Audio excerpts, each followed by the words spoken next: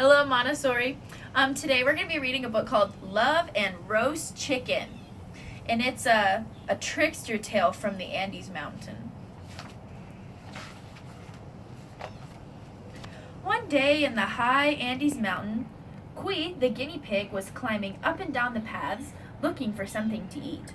But just as he opened his mouth to take a bite of tender sweet grass, Cui saw Tio Antonio, the fox, coming over the rocks right in front of him, and there was no time to hide.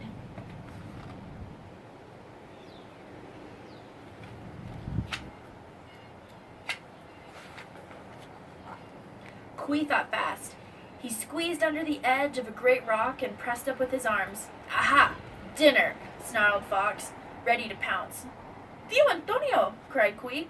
Have you heard? The sky is falling. Nonsense, growled Tio Antonio. But he couldn't help looking up. It looks the same as always.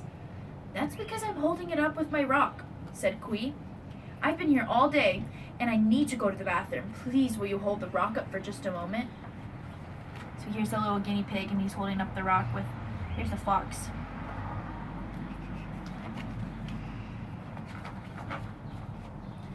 Fox looked up again. It would be terrible if the sky fell. He crouched under the rock and pushed up with his front legs. Don't let go, warned Cui, or we will all be squished flat. He disappeared behind some bushes and scurried off to look for more food. By sunset, Tio Antonio couldn't hold his arms up any longer. I have to let go, even if the sky falls. He ducked and let go. Nothing happened. The rock and the sky stayed where they had always been. I'll get that guinea pig, barked the fox, and he bounded down the trail.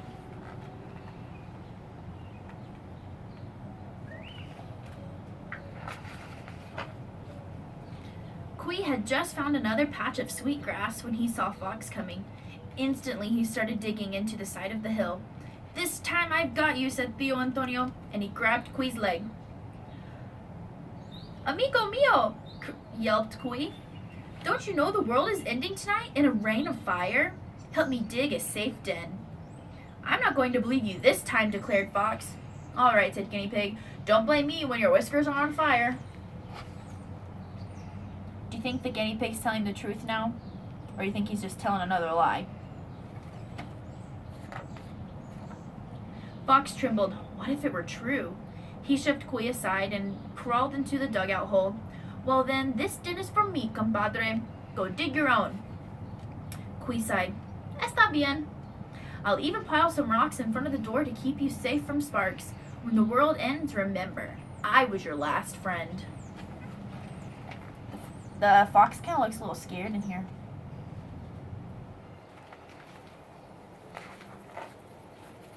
Tio Antonio huddled at the back of the den and waited. The end of the world. No more dancing by moonlight with the village girls.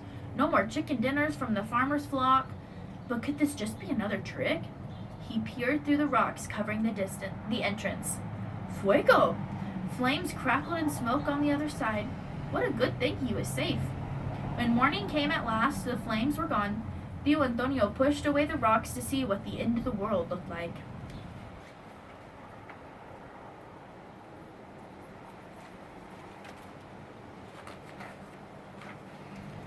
The sun was shining, a condor was soaring over the mountains, and down in the valley, Florinda, the farmer's daughter, was planting potatoes. In front of the fox's den lay a pile of ashes from Guinea Pig's fire. Cui! Howled Fox, next time I will eat you on the spot. So it was another lie by the guinea pig. That guinea pig's pretty smart. But Cui had a plan. I'm going where there's plenty of food and someone who always chases Fox away. He decided. He put on a hat and a poncho and went down the mountain to knock on the farmer's door. Buenos dias, Popeye, said Cui. Need any help with the alfalfa? What a small man, thought the farmer. But I do need some help. Bueno, he said. You can start right away.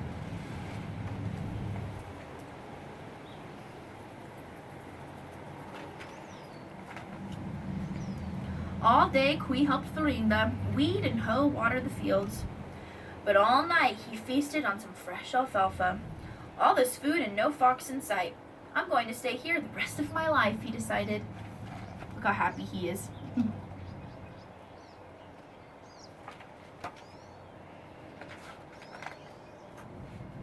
By the third day, the farmer noticed something was wrong. Who is stealing all my alfalfa? He wondered. I'd better make it look like someone is guarding the field. He shaped a little person out of clay and covered it with sticky sap from the eucalyptus tree. He propped it up in the field and went to bed.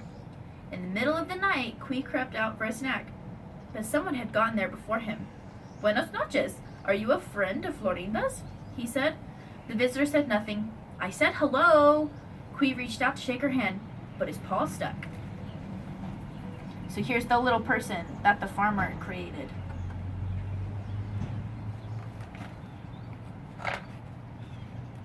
Oh, so you want to hold my hand, said Cui. He patted her on the shoulder with his other paw, but that one stuck too. Caramba, let go, Guinea Pig said. If you don't let go, I will kick you.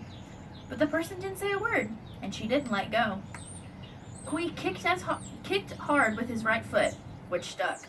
Then he kicked with his left foot too, and that stuck too. How rude, he cried. Let go or I'll hit you with my head. But when he did that, his head stuck too. Let me go, shouted Cui, so loudly that the farmer woke up and ran outside.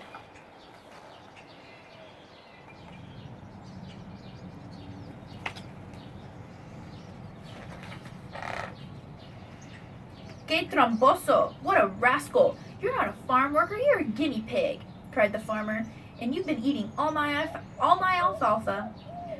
Well, Florinda loves to eat roast guinea pig, and tomorrow we will eat you. He pulled Cui from the sticky gum doll. Then he tied him to a eucalyptus tree and went back to bed. It can't get any worse than this, thought Cui, but here came Tio Antonio sneaking down the chicken coop. Well, well, said the fox. I was looking for a chicken dinner, but here is my appetizer. He came closer, the moonlight glinting on his sharp teeth. Why are you all tied up?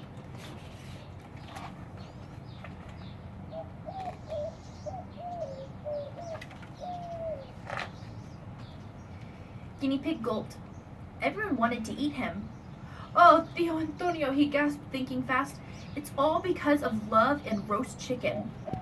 Fox perked up his ears. Those are my favorite subjects. Cui put his paw over his heart. You know the farmer's daughter, Florinda? She wants to marry me. But the trouble is, she eats chicken every single day. Can you imagine it? Fox imagined. So here he is thinking about the chicken.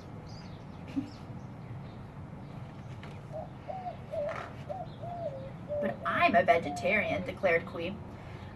They've tied me up until I promised to marry Florinda and eat big pots of roast to eat big plates of roast chicken every day. What am I going to do? Pobrecito, said Tio Antonio, licking his lips. I hate to see you suffer. It will be a hard life for me, but just to help you, I will take your place. Really? Said Cui. You are very kind. So Fox untied Cui. Then Cui tied Tio Antonio to the tree and slipped back into the alfalfa field for one last feast. So he's picturing him and Florinda getting married, so now they're dancing with some flowers up here. The next morning, the farmer came out to untie his dinner. To his surprise, he found a fox. What now? Another disguise? The farmer picked up a stick. Oh no, Papa, don't hit me, said Tio Antonio. I promise to eat one of your chickens every day of the year. ¿Cómo? Cried the farmer. Of course, Papa, Tio Antonio added. I also plan to marry your daughter. The farmer is probably so confused. He was like, what? You're going to marry my daughter? ¿Cómo? Spat the farmer, and he raised his stick over his head. As fast as he could, Tio Antonio explained what Cui had said. You believed a story like that? How foolish. The farmer laughed until the tears ran down his cheeks. Que ridículo. So the guinea pig tricked the fox again. While the farmer laughed, Fox bit clean through the rope and scrambled over the field wall. Cui! he howled as he ran. "You will never trick me again." And to make sure that was true, he stayed away from Queef for a long, long time.